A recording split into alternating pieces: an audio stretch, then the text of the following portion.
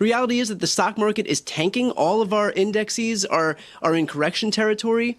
If a Democratic president did this, Tomi would be apoplectic at the ruin that has been ushered in. And the only time there was some momentary reprieve in the stock market is when Donald Trump himself caved on his own policy. And finally, Tomi, you had mentioned that we're isolating China on the world stage. There's reporting now that Japan and South Korea are negotiating trade deals with China to go around American tariffs. There's reporting that the EU is working with China to eliminate those tariffs for EVs. So I'm concerned that you're not familiar with which country, in fact, is actually being isolated on the world stage. Doesn't look like it's China. China needs us far more than we need China, as goes for the rest of the world. In today's video, Tyler Cohen absolutely destroys Tomi Lahren in a heated debate about tariffs and immigration on the Elex Michaelson show. Tomi Lahren came in hot, defending Trump's tariff hikes and mass deportation plans like it was still 2016. But Tyler Cohen wasn't having any of it. In this heated back and forth, Brian absolutely dismantles the MAGA spin with facts, logic, and just the right amount of patience. So let's dive in and watch how Tyler Cohen shuts down Tomi Lahren in this heated debate.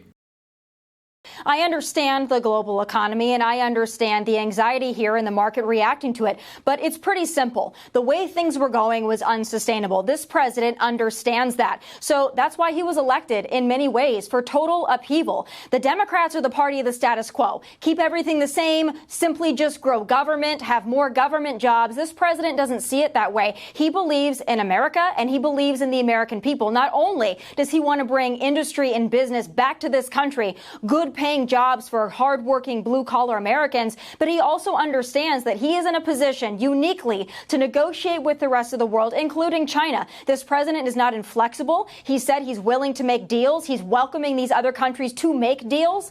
But I would say trust the American people, trust American industry, and understand that the way things have been going for the last 4+ years was not sustainable. Somebody had to do it. This president is willing to take the political risk to do it, and he believes in the process. He believes in the American people. He believes in the hardworking Americans that the Democrats would do well to understand they are hemorrhaging. Continue to go to bat for China and Wall Street. I think this president's fighting for the American people, and he's going to win big time because of it. Tomi, one of your great strengths is that you are connected to so many people in the middle of the country who are hardworking, blue-collar type people. A lot of them voted for Donald Trump because they expected prices to go down. Are you concerned that a lot of President Trump's base is now going to see their own prices go up and they can't afford that?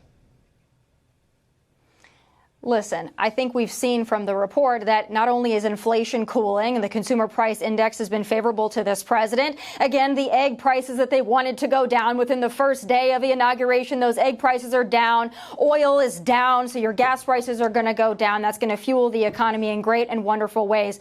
I understand that anytime you make a dramatic transition, the markets are going to react to that. There is a nature of unpredictability. But I would say trust the process, trust this president, and you know what, Alex? If this doesn't work out in 6 months to a year, have us back on. I will eat crow. But for right now, I'm betting on the negotiator in chief. I believe he's bringing these countries to the table. He's the president of the United States. This country is the most powerful economy in the world. And it's about time that we get some fair and better trade deals for the United States and the American people. If you're enjoying this video so far, don't forget to subscribe. But this back and forth between Tomi Lahren and Tyler Cohen over Trump's tariff strategy wasn't just heated. It was a masterclass in exposing how MAGA rhetoric often crumbles under real-world pressure. And Brian, he didn't just hold his own. He brought the facts that completely undercut Tomi's talking points. Tomi went all in on the standard MAGA script. Trump, she claimed, is the negotiator-in-chief, bravely disrupting the old system, standing up to China, and supposedly putting America first. But Brian calmly pointed out what's actually happening in real time. The stock market is falling. American allies are abandoning US trade routes to work with China, and inflation is still squeezing working class families. That's not strength, it's instability. One of the sharpest points Brian made was about global isolation. While Tomi insisted we're isolating China, Brian brought up hard evidence. Japan, South Korea, and the EU are negotiating around the US because they can't rely on Trump's erratic policies. that doesn't look like China's getting cornered. It looks like America getting sidelined. That's what this president's doing. And Brian, I mean, Tomi talks about this, but policies like NAFTA, a lot of folks in the middle of the country felt really hurt them, really hurt manufacturing, and did not help them, even though it made Wall Street richer. What about those folks?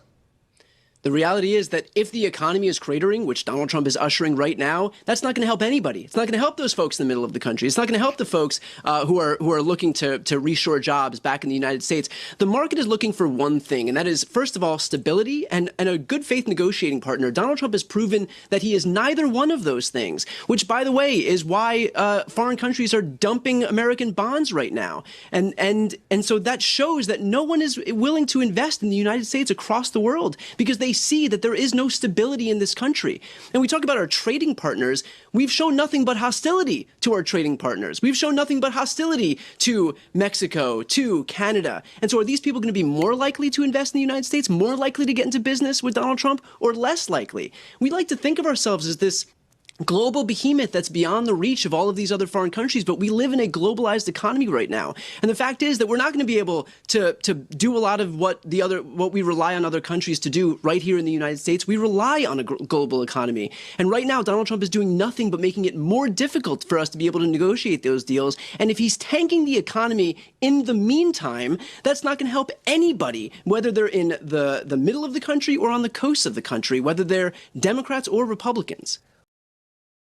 Now, Tomi tried to brush off concerns about rising prices by claiming inflation is cooling and that consumers should just trust the process.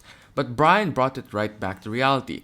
If the economy crashes, if prices spike from poorly implemented tariffs, and if international investors start pulling out of the US, none of that helps the working class Americans Trump claims to champion. Brian also called out the myth that the US can go it alone in today's global economy. The truth is we need partnership, and picking fights with countries like Mexico, Canada, and even the US allies in Europe doesn't create better deals. It creates distrust. And with distrust comes economic uncertainty. Brian wasn't just speculating here. He cited real-time consequences like foreign countries dumping US bonds and walking away from trade talks. And maybe most importantly, Brian dismantled the idea that tariffs are a tool of the people. They're not.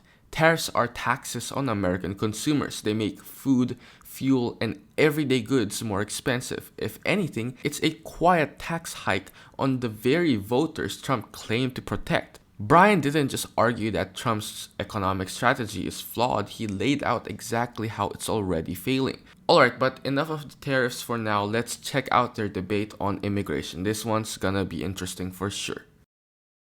Not only are we deporting criminal illegal aliens, we're keeping people from coming into this country illegally so we don't have to deal with the problem of deporting criminal illegal aliens 5-10 years down the road. This is an incredible success. President Trump has been able to do it in rapid speed, and there's nobody getting caught up that has a legal right to be here. You come into this country illegally, you are up for deportation. That might make Democrats mad, but I think that most of us on the right and the country that voted for this are quite happy with what's going on.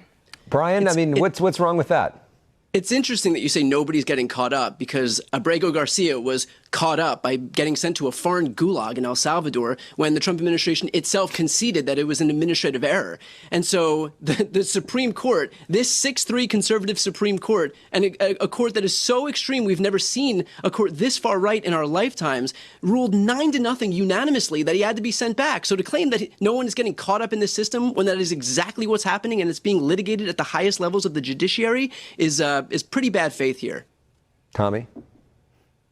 Oh, I can't wait to respond to that. So this person that was caught up, the so-called Maryland father that y'all like to talk about, it's not that he was caught up because he was a legal citizen or because he wasn't gang affiliated. It was an administrative error talking about the flight itself, okay? So it's not as if, and it actually really bothers me when those on the left say that there are just average Americans being swept up because they have a funny-looking tattoo. That's not the reality. In fact, that is a lie, and it's really unfortunate unfortunate that that's the narrative the left has to go with here.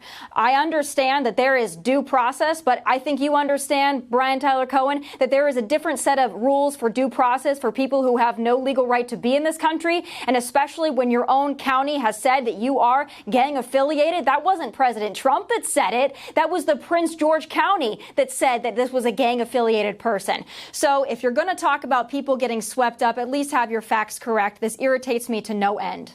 Brian, but to the bigger point of all of this, despite some of these cases, is there value in what the president is doing? I mean, we have seen these border crossings go way, way down. I'll certainly concede that Joe Biden could have done more and should have done more to take control of what was happening at the border. And in fact, his unwillingness to do that is largely what created the political environment for Trump to be able to exploit a lot of the pain that Americans were feeling as it relates to immigration. But that's still no excuse for Donald Trump to engage in this lawless deportation effort for people who haven't had due process to the point where the courts had to step in. I know that you're trying to make some weird distinction between due process rights for people who are Americans or legal residents, as was the case with Abrego Garcia. But the Constitution says that if you are here, you are entitled to due process. And that is not what these people are getting. That is why the courts had to order them sent back. That's why the courts had to order the planes get turned around. And of course, the Trump administration opted to defy it, not before we have folks like J.D. Vance who came on Twitter trying to beat his chest about how great it was that these people were deported. And how no court would push back on this when the Supreme Court and all the federal judiciary is doing exactly that. But the reality is that these people are entitled to due process. And if you believe in what you're saying, which presumably the Trump administration does, they should have no problem proving this stuff in court. Now, Tomi tried to paint it as just a one-off administrative error and doubled down on the idea that this guy had gang affiliations based on a tattoo. Again, not proof, just suspicion. But Brian stuck to the facts.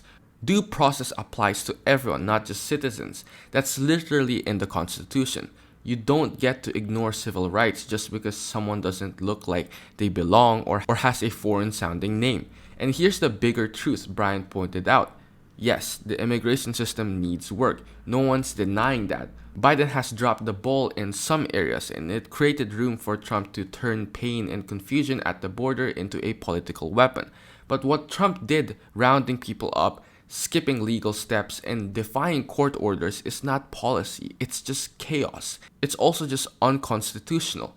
And let's not forget the human impact. Tomi and the people on the right talk about deportations in these super sanitized, tough on crime sound bites. But what Brian reminds us of is that behind every case is a real person, often a father, a worker, someone contributing to their community, being kicked out of the country without a fair hearing. So yeah, Brian wasn't just pushing back, he was calling out the dangerous idea that we can throw out civil liberties whenever it feels politically convenient.